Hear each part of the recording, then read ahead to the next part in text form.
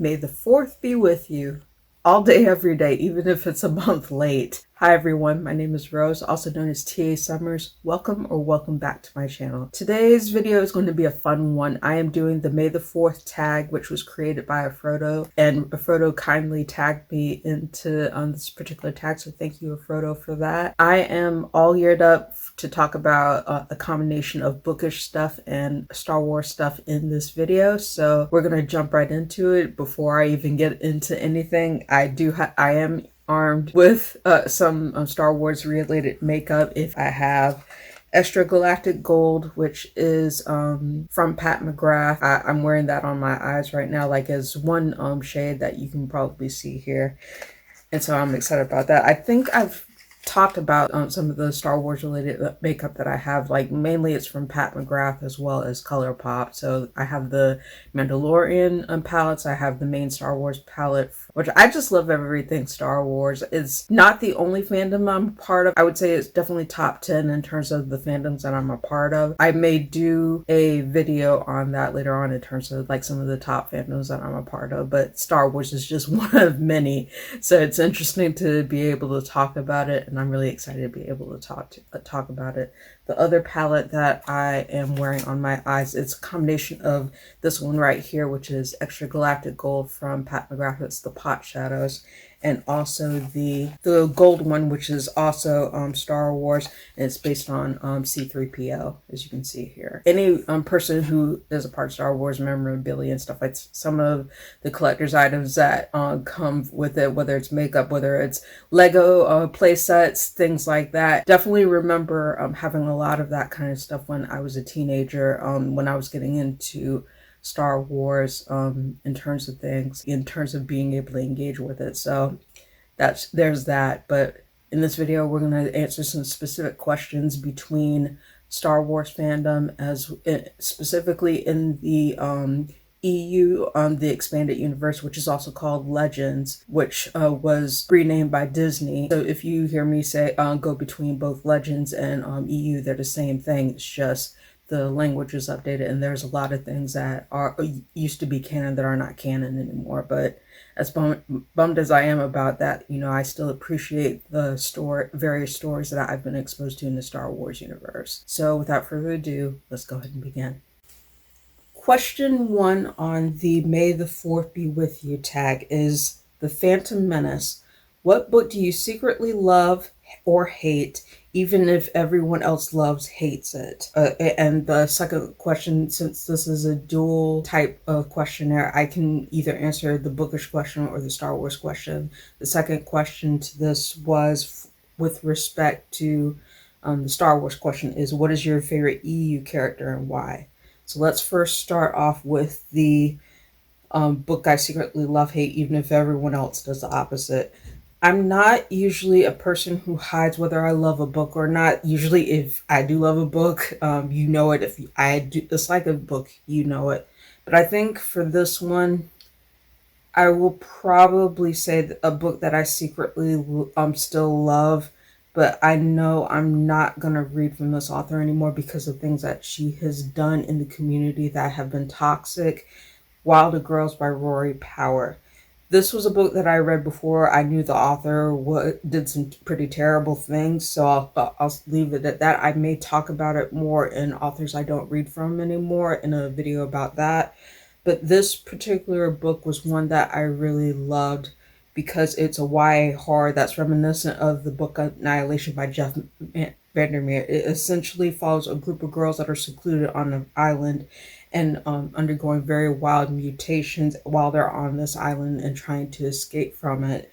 And there's a lot of things that are going on in terms of hordes of monsters that are attacking their area and things like that. And it's just a really thought-provoking novel from start to finish, and I really enjoyed it. I really enjoyed the eeriness, the creepiness, like the entire vibe of what is happening to these particular girls while they are on this island and trying to survive.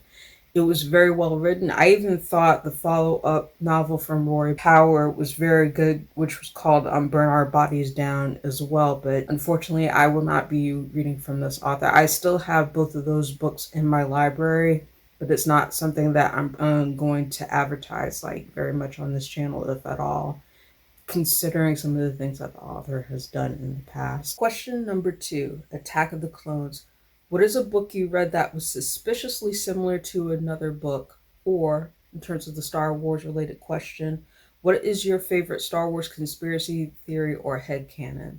So let's start with similar books. I'll name one book specifically that came to mind when I saw this question. There are a lot of high-powered armor suit sci-fi books in media. A lot of people talk about Starship Troopers by Robert Heinlein. I specifically read, I don't hear a lot of people, because of how long ago it was written, talk about John Steakley's book Armor, which was written in 1984. Um, I read Armor a while back and really enjoyed the story for what it was worth, but I know that people have made note of the similarities between Starship Troopers and Armor, though I would argue that they're both very different books in terms of what they choose to focus on.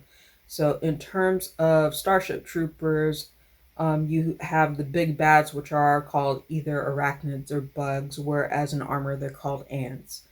The protagonist of Starship Troopers is named Juan, while the protagonist in Armor is named Felix. Both are military sci-fi, both feature battles in kind of like an epic way between humans versus alien races. But I think those were where the similarities stop, because they are very different in terms of the scope of what they choose to focus on, where Starship Troopers focuses on more philosophical type things, military might and war things in terms of principle.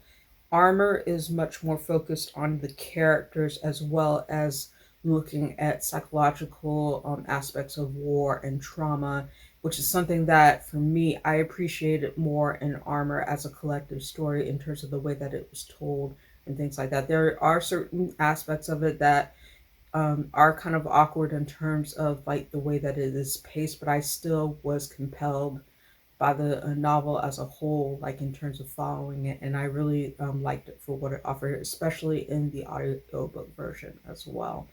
And I'm not going to go into too many spoilers about Armor specifically, because of how it chooses to do the perspective character of Felix, and then transition to another character who plays a pivotal part in the story, named Jack. But the way that those two storylines kind of connect between each other in Armor was well done for what it offered. So I'll leave it at that.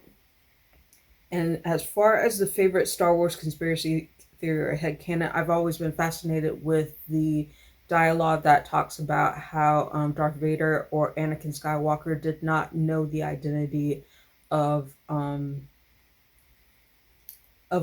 Skywalker in terms of being related to Luke, and how people have talked about in terms of whether or not he knew before or during the final battle of between Darth and Luke Skywalker in terms of things.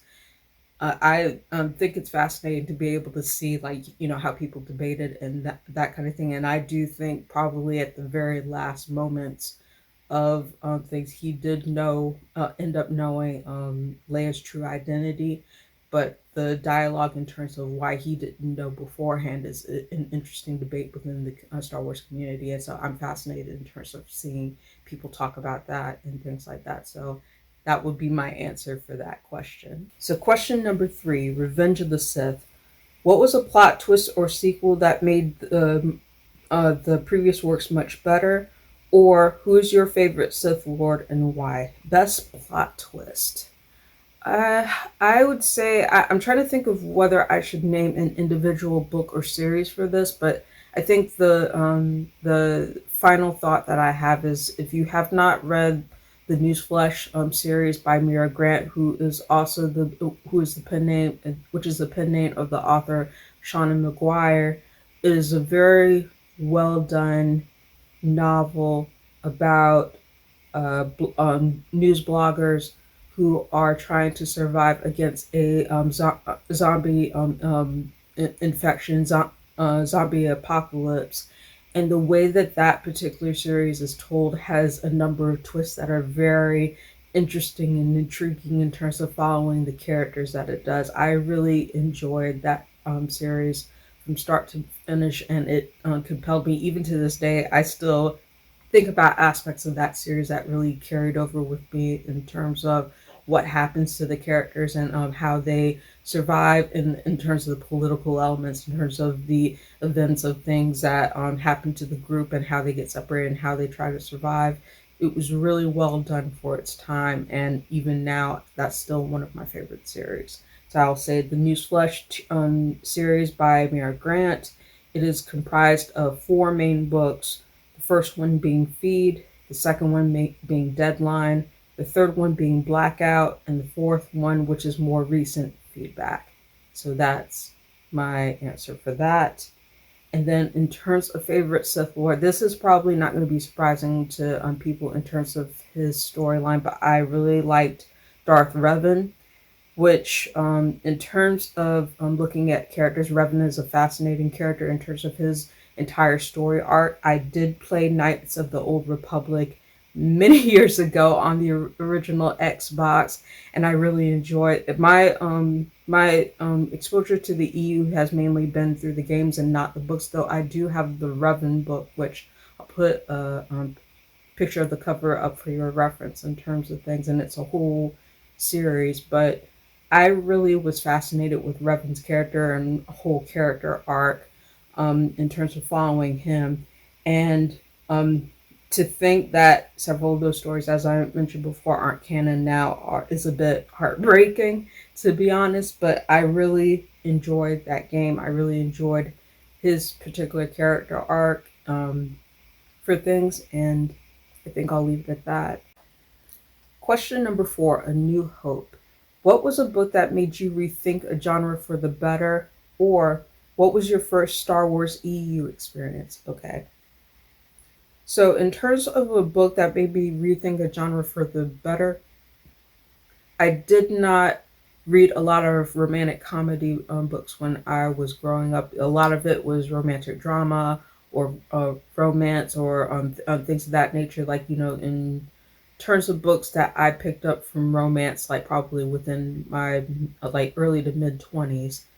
But when I started picking up books by Jennifer Cruzy, specifically Agnes and the Hitman, as well as Bet Me, I think that definitely had an impact on me in terms of the way that romantic comedy could be done. And I think romantic comedy is used very widespread, like in today's vernacular, even for things that aren't necessarily considered comedic or romantic. But I think in terms of the way that both of those novels specifically were done, were really compelled me to try to pick up and find more romantic comedies. Agnes and the Hitman was co-written between Jennifer Cruzy and Bob Mayer, and is essentially about a a a food enthusiast, if I remember correctly, um, coming into odds with a group of mobsters who are after her and her dog, and a hitman who has to protect her along the way. And it's just a lot of very interesting dynamics that happen within the spectrum of that particular story. And Agnes having a penchant for using her her frying pan as a weapon, which is really interesting and really comedic to actually see transpire. But I like that particular story. I also like Bet Me, which was a really interesting romantic comedy featuring a plus size heroine who loves her body and unapologetically loves food. And the love interest in that the main character was very delightful as well. I just enjoyed both of those books so much, and it really cemented kind of like like what I see as like a solid standard in romantic comedy in terms of how it can be done. So I'll say that is my answer for a book that made me rethink a genre for the better. Not that I didn't like romantic comedy before, but it's just it really solidified that particular subgenre in my mind from that point on. And then the second question, what was my first Star Wars EU experience?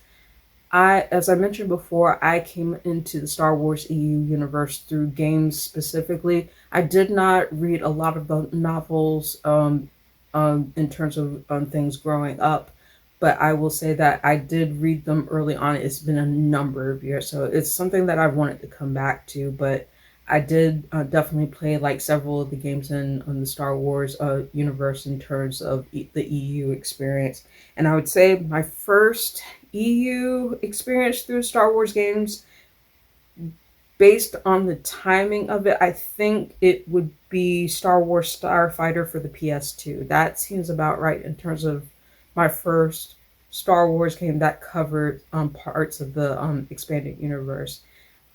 It wasn't my first Star Wars game. My first Star Wars game was actually an action fighting game that has not really aged well in the community. It was, I believe, Masters of Terras Kazi, and I used to play that particular game with my twin sister, and we enjoyed it. And it even gives you the chance to play as Mara Jade Skywalker in the game, which is really interesting to see, like, you know, the different Jedi and the different characters fighting against each other. But a lot of people did not like the graphics or the gameplay interface.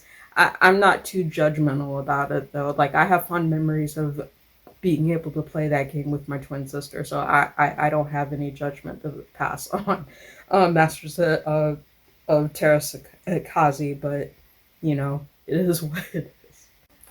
Question number 5. Empire Strikes Back. What was a sequel that was much darker than a previous work? Or if you could make one EU character canon, who would it be?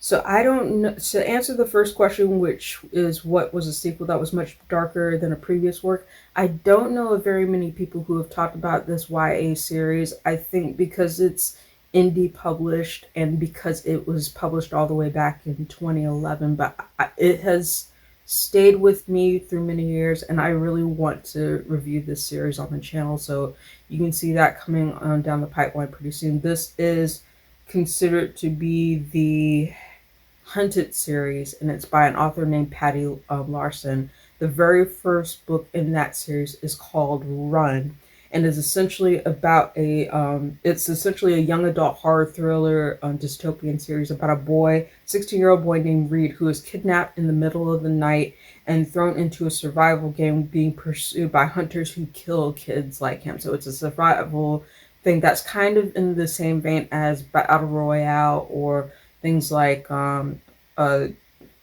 terms of the brutality. I would say that it's definitely kind of like Battle Royale, if I had to make it a comparison. But it's different in several of its elements in terms of what it chooses to do. But it is comprised of 4 books. Run is the first one. The second one is I believe Hide, which is not like if it's not just as dark as Run, it's even darker, and it gets darker as the series goes on. So 4-book series: Run, Hide, Fight, and Hunt.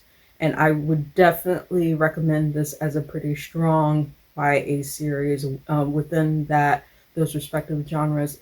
I don't hear very many people talk about that series in terms of things to date, but I would like to revisit it and give a full review of it on my channel. I read the first 3 books of the series. I still need to read the full finale of it, but you will see that coming down the pipeline at some point. But I definitely want to give this series more exposure because it was just very well done for what it chose to do. And then, if you could make one EU character canon, who it would be? Bastila Shan. I would say that's probably my answer for that particular question, because I really enjoyed following her character and how strong she is in terms of her mastery of battle meditation, as well as the role that she plays within the respective EU universe and the Knights of the Old Republic game series. And if you have not played that game series or at least seen a playthrough of it, I would highly recommend it. I would also recommend the books that are based on that particular line if you have not read them as well, because I just really think that her arc was done very, very well, especially in the games, and in respect to Darth Revan as well in terms of that. So that'll be my answer for that without going into too many spoilers, because it would be a lot of spoilers if I chose to dig into that particular story, but we shall see. And I would like to revisit playing the games of that if I can find them. I don't know if I still have that for the original Xbox, but I would like to pick them up again and replay them if I can get a chance to. Question number 6, Return of the Jedi. What was the most satisfying character arc you've read, or who is your favorite Jedi and why? I will answer the question that of what was the most satisfying character arc you've read. I have said this once. I have said this twice. I have said this many times. If you know me, you know the answer that I'm going to give for this in terms of it being one of my all-time favorite anime series, one of my all-time favorite manga series. Just the path of Lady Oscar from the Rose of Versailles is one of the most wonderfully well done character arcs that I have seen for a character in a piece of media. Just the way that you see Oscar's journey as a little girl, being raised as a boy, as a soldier for within the time of the French Revolution, to um, see her go into the ranks and what her role in terms of going between being at Lady Marie Antoinette's side and then the respective role she ends up observing and being a part of as that series goes on is just so well done, very well done in terms of the character development. A series that was ahead of its time when it was written, and even now to this day, it still holds up very, very well. I try to recommend The Rose of Versailles to anyone that I can to essentially be able to pick up, even though it is older. And I mentioned this in one of my previous videos in terms of the manga, I believe, being in the late 70s, early 80s in terms of when it was made, but it's still one of my all-time favorite manga and anime series. I do plan on doing a full review of the manga series for The Rose of Versailles on my channel eventually, but Lady Oscar definitely has one of the best character arcs that I have ever seen, and I definitely recommend for anyone who has not watched or read that series to definitely be able to do so. She was just so well done, and even now thinking about how her character arc just brings tears to my eyes in terms of how well it was done and executed for the time that it was made. So, question number 7, Force Awakens. What book started off great in order to flub later, or who was the most wasted character in Star Wars? I'll answer the which book started off great in order to flub later, and in terms of things that I have read. One book that comes to mind for me, and I have not thought about it in quite some time, is The Whole Thing Together, which was later republished as The Summer Bed by Anne Brashears.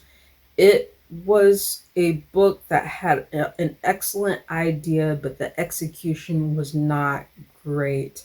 It is essentially a coming to terms story of two teens and their respective family dramas shared over a summer home, even though they have not met. And you follow each of these characters and their perspective points in terms of what family dramas and what their respective conflicts are. It is a very very ambitious book for what it chose to do, but the execution of it was not good on so many levels, including some racial stereotypes that even today I just kind of shake my head about it. I'm like, why would you fumble this bag so badly in terms of having such a great premise but terrible execution? I just think that the author really just had like an idea that was in her head in terms of what she wanted to do, but really got in over her head in terms of doing the execution for all these different characters and all of these different issues and things like that that weren't treated with the kind of care that it really deserves. So I would say that particular book still stands in my mind, even though it's been published under two different titles. For me, it just did not do what it wanted to do, and in the best way possible for what it aimed for. So that is The Whole Thing Together, also known as The Summer Bed by Amber Shears, who is the same author as the Sisterhood of the Traveling Pants series. If you've heard that series, it just I wanted to love it more than I did, unfortunately. Okay, question number 8, The Last Jedi. What sequel ruined a character or plot point from a previous work? Or who is your favorite Order 66 survivor? So, sequel that ruined a character or a plot point from a previous work, I will say most recently The Golden Enclaves by Naomi Novik. It actually ruined several characters for me, unfortunately, and plot points, because I think that particular series had a great premise and a great idea, but the execution of those ideas and those characters were not to the level that they could have been, and it just dropped the ball on so many different levels. I've talked about it on my channel before. I'm not going to spend too much time on it, but I just wish that it would have ended up better than what it did. And my favorite Order 66 survivor, this is a very easy answer to a very difficult event in the Star Wars universe. It's still, thinking about Order 66 is still pretty tough in terms of, and it's one of the most well done story arcs and tragedies like in media that I can say that, like, you know, in terms of the way that it was done, is very emotionally impactful, but I would say Yoda. So that's my answer for that. I'm not going to get into too many spoilers for anybody who has not seen the spectrum of the Star Wars universe, but I do applaud several things that they did with respect to the storytelling for that in this universe. Question number 9, The Rise of Skywalker. What story have you read that had a horribly unsatisfying conclusion? Or what is the worst Star Wars media you have consumed? Okay, so for story that I read that had a horribly unsatisfying conclusion, I will choose The Leaving by Tara Altebrando, which this book is another one where the premise was very well inspired and very intriguing, but the execution of it was terrible. It is essentially about a group of 6 kindergartners who went missing 11 years before and suddenly reappear after some time in their respective town. It follows two perspectives of to the students who went missing and have their missing memories to reckon with. Follows the perspective point of the sibling of the one student who didn't come back. So 6 of them disappeared, 5 of them came back, and then the one that's still missing is still up in the air in terms of what happened to him. So the sister of the boy named Max is one of the perspective points, and she's trying to figure out from the other 2 and other people, other students who have their missing memories and things like that, trying to figure out what happened to him. And I remember that this was a story I slogged through, but I was intrigued in terms of wondering what happened to these characters and what the overarching conclusion of it would be. But I slogged through the story, and when I finally got to the ending, it was so telegraphed, and so the way that it was presented was so unsatisfying for the level of intrigue that it built up, that I said this was not one of my favorite books at all. And I've had this kind of experience with Tara Altobrando's books before. Some of them have been okay, and some of them, but I would say that The Leaving is one of the ones that did not work for me. and I think it could have been a lot better than what it was for its respective execution. So that is The Leaving by Tara Altebrando. I think I gave it like 1.5 out of 5 stars if I remember my rating for Goodreads. If that's wrong, I'll put it up on the screen for your reference, but I wish it had been done better than what it was.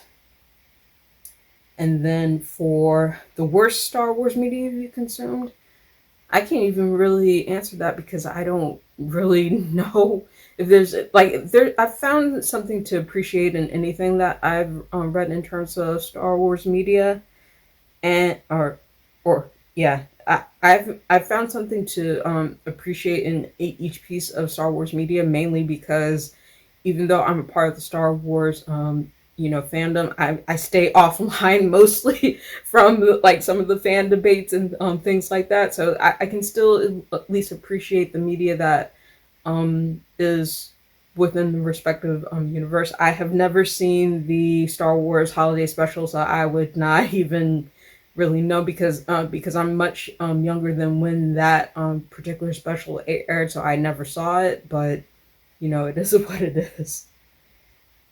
And then question number 10, which is Rogue One. What book did you read that gave you a greater appreciation for minor plot characters, or who is your favorite non-Force user in Star Wars? So I will say for the book that I read that gave me a greater appreciation for minor plot characters, one of my favorite all-time YA novels, The Piper's Son by Melina Marchetta. This was a novel that did things so well with respect to its main character as well as the side characters that are a part of the narrative in terms of a coming of age story, in terms of dealing with grief, family dramas, and the relationships that are portrayed within it. It is an indirect sequel to the one of the stories that Melina Marchetta wrote before, which is Saving Francesca, and some of the characters from Saving Francesca are featured in The Piper's Son, but you don't need to read Saving Francesca to be able to appreciate the narration in The Piper's Son. It is just so well done in terms of following a boy named Tom McKee and his respective friend group and trying to deal, even though Tom McKee is not a very likable character, you can see where some of his perspective points and some of his experiences have had effects on him. And following his perspective alongside his aunt, Georgie, I think was one of the most fulfilling parts of that particular narrative for me. So it still stands on in my mind today. I would love to revisit it and do a video on the channel for YA novels or new adult novels that had an impact on me. And I'll probably talk about that in a later video. But I would definitely say The Piper's Son by Melina Marchetta is one that stayed with me over the years. And to answer the second question in terms of who is your favorite non-Force user in Star Wars, I'll probably go with Hera Syndulla. She's a good character to follow, and I'll just leave it at that. She's really cool, and I like her a lot.